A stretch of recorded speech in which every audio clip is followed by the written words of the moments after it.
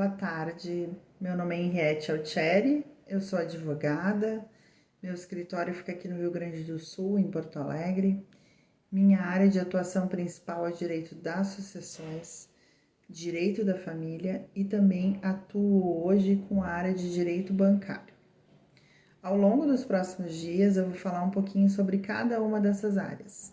E hoje, especialmente, eu vou começar falando da minha área de preferência, que é o direito das sucessões.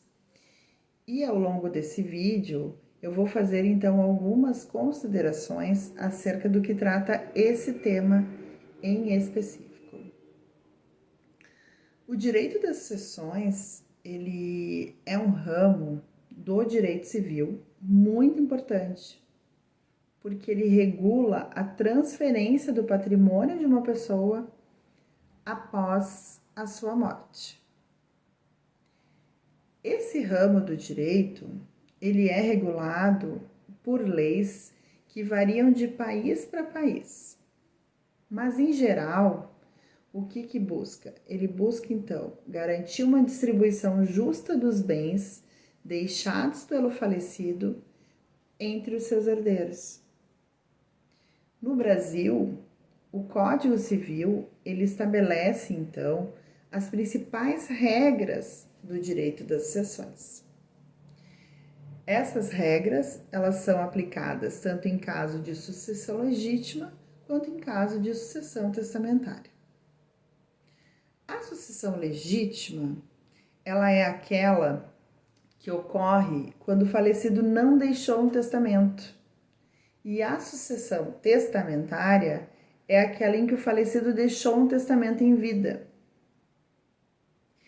Na sucessão legítima, a gente precisa se utilizar das regras de acordo com a ordem de parentesco entre o falecido e os seus herdeiros, respeitando então a ordem da vocação hereditária que nos traz o artigo. Em primeiro lugar, então, fica os descendentes, que são os filhos, em concorrência com o cônjuge, observando o regime de bens desse casamento ou união estável. Em segundo lugar, vem os ascendentes, que são os pais, em concorrência também com o cônjuge. Terceiro lugar, o cônjuge sobrevivente. E em quarto lugar, os colaterais.